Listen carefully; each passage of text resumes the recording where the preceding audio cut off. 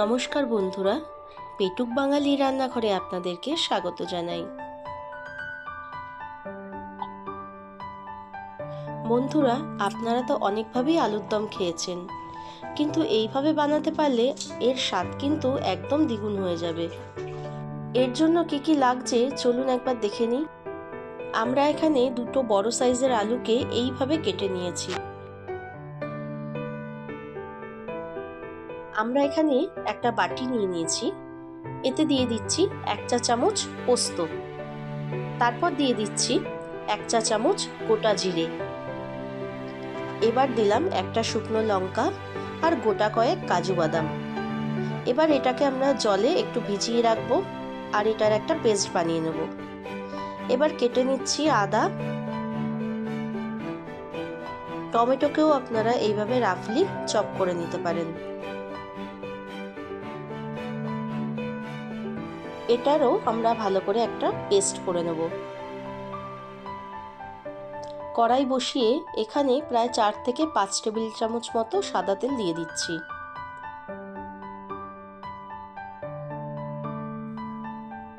এবার তেলের মধ্যে দিয়ে দিচ্ছি একটা শুকনো লঙ্কা, দিয়ে দিচ্ছি গোটা গরম মশলা, আর দিয়ে দেবো তেজপাতা, আর হাফ চা চামচ মতো দেব গোটা জিরে।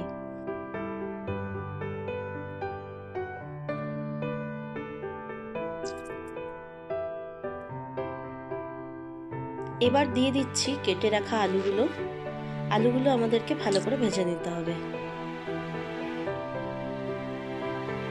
এখানে দিয়ে দিলাম হাফ চা চামচ নুন, আর দিয়ে দিচ্ছি হাফ চা চামচ হলুদ গুঁড়ো।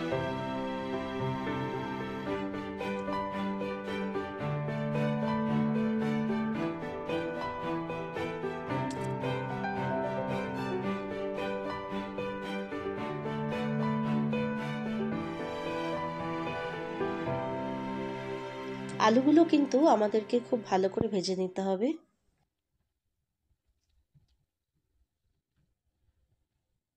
আলুগুলো কিন্তু খুব সুন্দর ভাজা হয়ে গেছে, এবার তুলে রাখবো।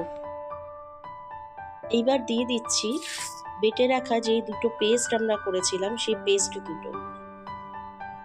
এই সময় কিন্তু গ্যাসের ফ্লেমটা একদম লোতে রাখতে হবে।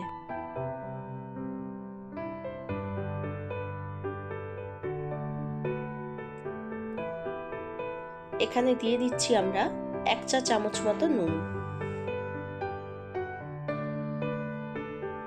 এবার দিয়ে দিলাম হাফ চা চামচ হলুদ গুঁড়ো।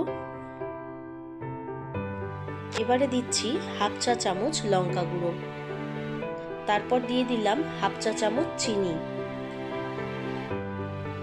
এবার অ্যাড করলাম হাফ চা চামচ কাশ্মীরি লঙ্কা গুঁড়ো। এবার এই মশলাগুলোর সাথে আমাদের খুব ভালো করে মিশিয়ে নিতে হবে।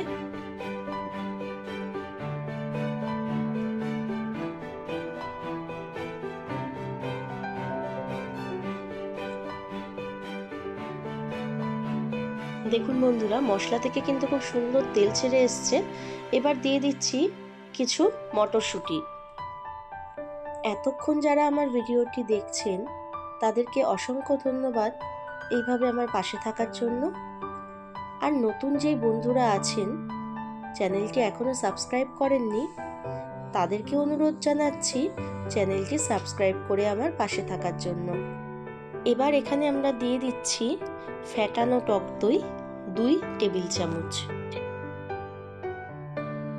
দইটা দেওয়ার সাথে সাথে আপনারা কিন্তু অবশ্যই নাড়তে থাকবেন, নয়তো কিন্তু দেখবেন দানা বেঁধে যাচ্ছে। মশলা যতক্ষণ কষাবেন আপনারা কিন্তু গ্যাসের ফ্লেমটা লোতেই রাখবেন।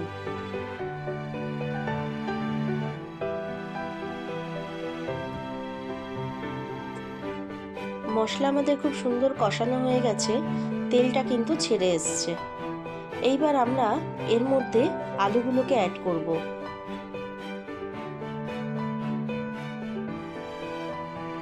আলুগুলোর সাথে মশলাটা ভালো করে মিশিয়ে নেওয়ার পরে জল দেওয়ার সময় আপনারা চেষ্টা করবেন গরম জলটা ইউজ করার।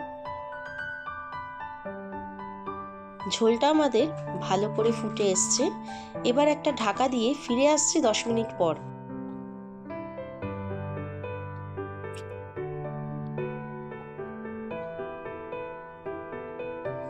আলুটা কিন্তু আমাদের সেদ্ধ হয়ে গেছে।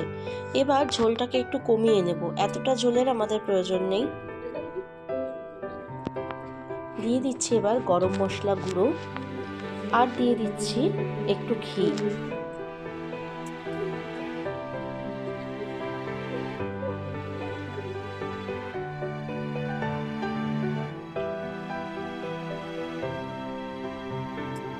দিয়ে দিচ্ছি ওপর থেকে কিছু ধনেপাতা কুচি।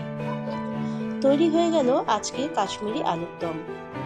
ভিডিওটি আপনাদের কেমন লাগলো অবশ্যই জানাবেন এবং বাড়িতে এটি অবশ্যই ট্রাই করবেন।